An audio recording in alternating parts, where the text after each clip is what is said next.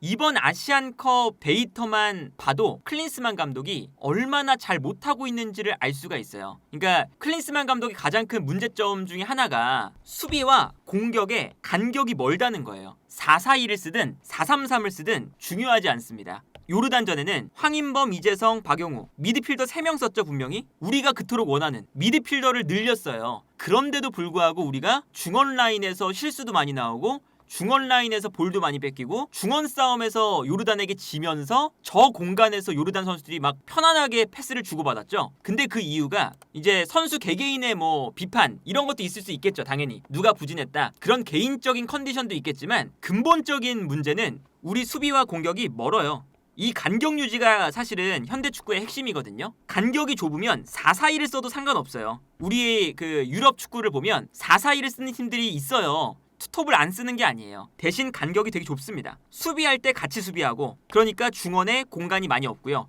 공격할 때도 같이 공격해요. 같이 공격하니까 앞쪽에서 전방 압박도 강하게 들어갈 수 있죠. 간격을 좁히는 게 매우 중요하거든요.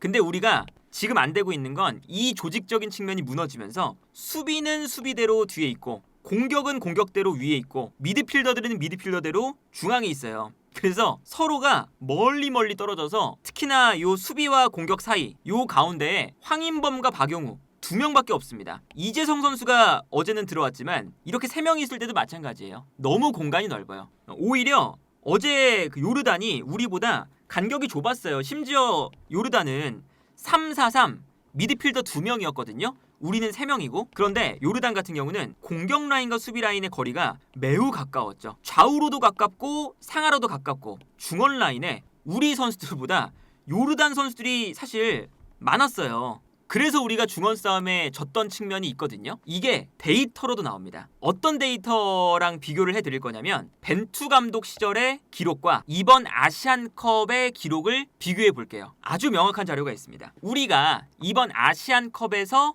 얼마나 간격을 잘 유지하고 있느냐를 보여주는 자료예요. 이게 앞쪽에서 압박할 때 그리고 미드필더 라인에서 전형을 만들 때 수비 라인에서 전형을 만들 때 요게 이제 3가지로 나눠져 있는 거거든요. 그리고 이 경기는 1월 30일에 있었던 사우디아라비아전입니다. 가장 밑에 거를 일단 기억해 보세요. 39에 23입니다. 이게 호주전 40에 27이에요. 수비 라인을 내렸을 때. 그런데 요게 어떤 경기냐면 우루과이전입니다. 35에 23이에요. 이게 가나전인데 가나전은 33에 25입니다. 우루과이전 가나전이에요. 33에 25, 35에 23입니다.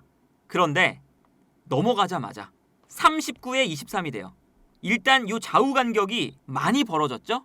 간격이 벌어진 걸 볼 수가 있어요. 사우디아라비아전에. 그러니까 월드컵에서 우리가 만들었던 전형보다 이번 아시안컵에서 만들었던 전형이 훨씬 더 넓습니다. 이 넓어지는 이유는 조직력입니다. 조직력이 좋지 않기 때문에 넓어지는 거고요. 넓어지니까 우리가 중원 라인에 공간이 많이 생기는 거예요. 호주전은 40m에 27입니다. 근데 이제 월드컵 때 보면 33에 25, 35에 23이에요. 훨씬 적죠? 특히나 호주전이 완전히 그 간격이 벌어진 경기였는데 호주전과 월드컵 우루과이전과 가나전의 이 간격들을 비교해보면 확연하게 차이 납니다. 확연하게. 가로 세로 길이가 다 넓어요. 이거는 우리가 수비 라인을 지켰을 때 이 안쪽으로 볼이 들어오는 순간 우리 선수가 공간이 너무 넓다는 거예요. 편안하게 안쪽에서 패스를 주고받을 수 있는 거죠. 상대팀 입장에서. 전방 압박할 때도 마찬가지입니다. 요 가장 왼쪽에 있는 게 전방 압박할 때의 그런 라인이거든요. 우루과이전입니다. 40m에 36 그리고 이게 가나전이에요. 36에 36. 그런데 이번 아시안컵을 보면 46에 37. 이게 사우디아라비아전이고 43에 41. 호주전이에요. 그러니까 뭐 몇 미터가 중요하다는 건 아무래도 그것까지 들어가면 너무 복잡하니까 미터가 월드컵에 비해서 아시안컵 때 갑자기 늘어나죠. 좌우도 늘어나고 상하도 늘어나요. 이러면 전방 압박을 할 때 우리가 특히나 압박이 안 돼서 어제 같은 경우에는 알타마리, 알나이마트 이런 선수들가 편안하게 풀어 나오잖아요. 그게 왜 그랬냐면 우리가 공격을 해요. 뭐 어제 같은 경우에는 요르단이 어쨌든 수비를 하겠죠. 근데 우리가 공격 라인이 엄청 올라와요. 올라와서 손흥민, 황희찬, 이강인, 그리고 김태환도 올라오고 서령우도 올라옵니다. 이재성도 올라가겠죠? 황인범도 공격이 올라가요. 예를 들면 이렇게 올라왔을 때 수비 라인 정승영과 김영건 요 라인이 같이 올라가면 앞쪽에서 기본적으로 밀도가 높아지니까 여기서 압박이 됩니다. 우리가 수비 라인을 뒤로 물러나 있으면, 그러니까 공격 라인과 수비 라인의 간격이 멀면 요 간격 안에서 요르단이 역습하기가 쉽거든요. 이거는 김민재 선수가 있을 때도 마찬가지였어요. 월드컵과 아시안컵에 똑같은 김민재 선수가 있지만 김민재 선수가 월드컵 때보다 공격 라인과의 거리가 멀어지니까 우리가 여기서 1차적인 압박이 안 됐죠. 그러니까 알타마리 같은 선수들이 볼을 잡았을 때 볼을 끌고 올라올 수 있는 공간이 생깁니다. 이 공간을 내준 게 어제 우리가 계속 역습을 당하면서 알타마리한테 거의 농락을 당한 그 이유거든요. 간격이 벌어지는 축구는 사실 이제 현대 축구에서 살아남기 힘들어요.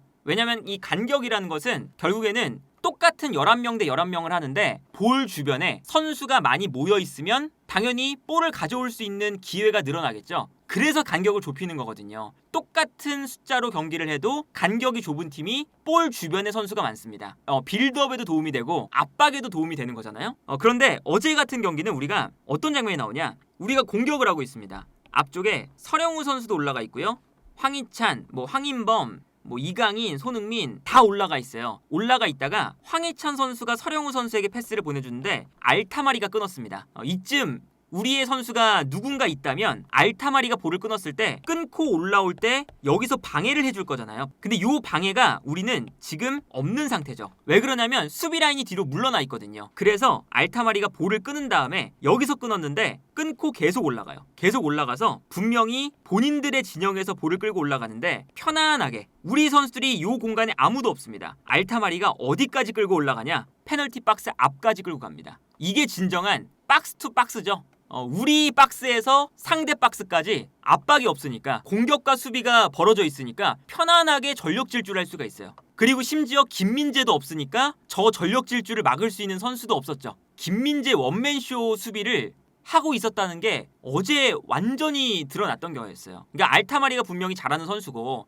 알나이마트도 분명히 좋은 선수더라고요. 간격이 너무 머니까 더 본인들의 드리블 능력을 활용하기가 너무너무 쉬워집니다. 그리고 우리가 실점하는 장면들 보잖아요. 어이없을 정도로 똑같아요. 이 장면 보세요. 이게 말레이시아전입니다. 우리가 수비 라인을 만들고 있어요. 근데 아까 보여드렸던 것처럼 상하 간격도 멀고 좌우 간격도 아까 그 데이터에 따르면 월드컵 때보다 멀어져 있는 상태죠. 그러니까 상대 선수들이 요 안에서 볼을 쉽게 주고받습니다. 그래서 이 장면도 말레이시아 선수가 볼을 몰고 오다가 요 안쪽으로 내려오는 선수에게 편안하게 패스를 줘요. 김영건 선수가 따라 올라왔는데 편안하게 패스를 받은 선수를 압박을 하다가 올라오니까 김민재 선수도 이 공간을 메워주기 위해서 안쪽으로 들어오고, 그리고 요 간격이 일단 머니까 다시 요 안쪽으로 패스를 또 넣어줄 수가 있죠. 이 간격 안에서 볼을 받을 수가 있으니까요. 그래서 말레이시아의 공격이 안쪽으로 한 번 더 들어갑니다. 한 번 거치고 한 번 더. 그러니까 우리 수비 라인 사이에서 두 번 패스를 주고받아요. 그 다음에 여기서 슈팅 득점.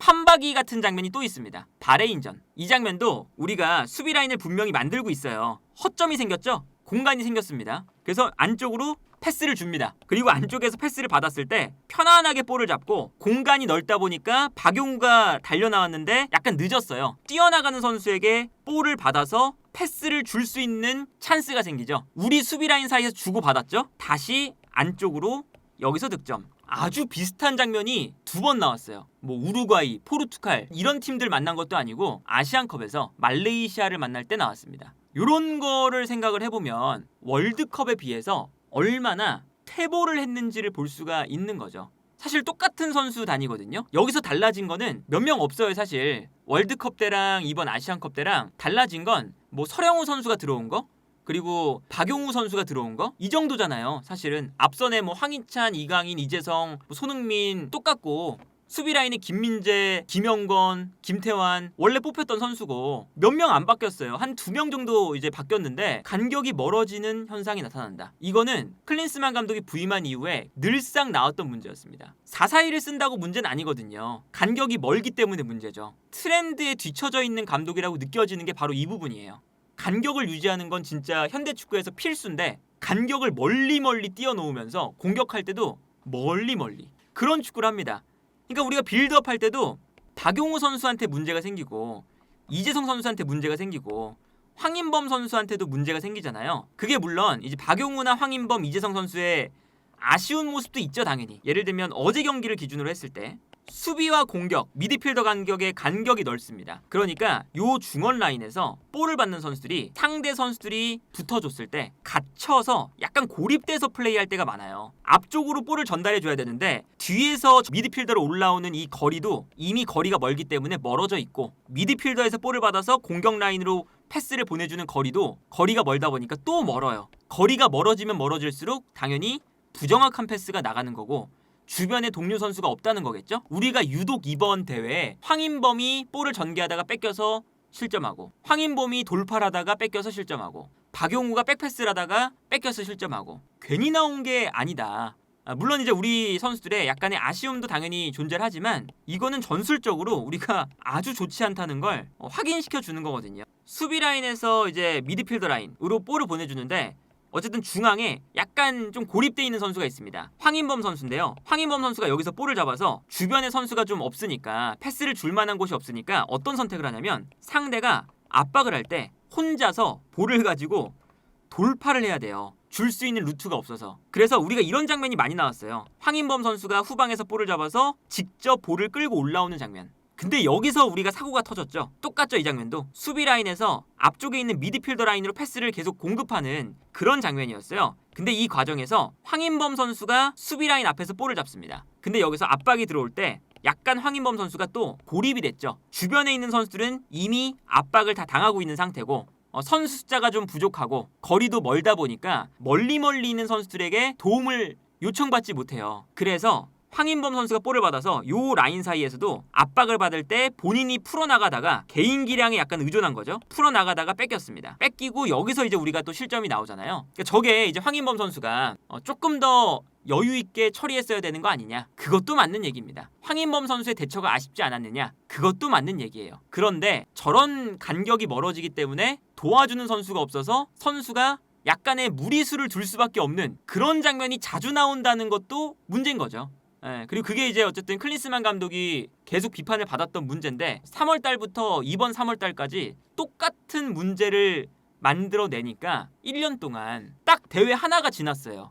월드컵에서 아시안컵. 딱 요 1년이 걸렸는데 월드컵 때 우리가 그래도 우루과이전, 가나전, 포르투갈전 요런 경기들을 할 때 그래도 우리만의 스타일이 어느 정도 보인다 라는 얘기가 나왔잖아요. 벤투 감독의 축구에 대한 호불호는 다 갈렸지만 그런 스타일이 있었습니다. 지금 와서 보면 벤투 감독의 스타일이 아니더라도 뭔가 다른 스타일을 가지고 가거나 뭔가 조직력적으로 발전한 게 있거나 그래야 되는데 그냥 다시 제로가 됐어요. 그러니까 이게 1년 동안 우리가 시간을 사실 좀 버린 느낌이 있다. 클린스만 감독의 이 부임 기간 동안 이제 클린스만 감독이 이전에 있었던 미국 대표팀에서도 클린스만이 떠날 때 무슨 축구를 하는지 모르겠다. 5년 동안 클린스만 감독이 우리 대표팀을 맡았는데 스타일을 명확하게 말할 수가 없다. 이런 이야기를 듣는 거죠. 5년이 지난 지금 클린스만 감독이 대표팀에 부여한 스타일은 정확하게 무엇이냐?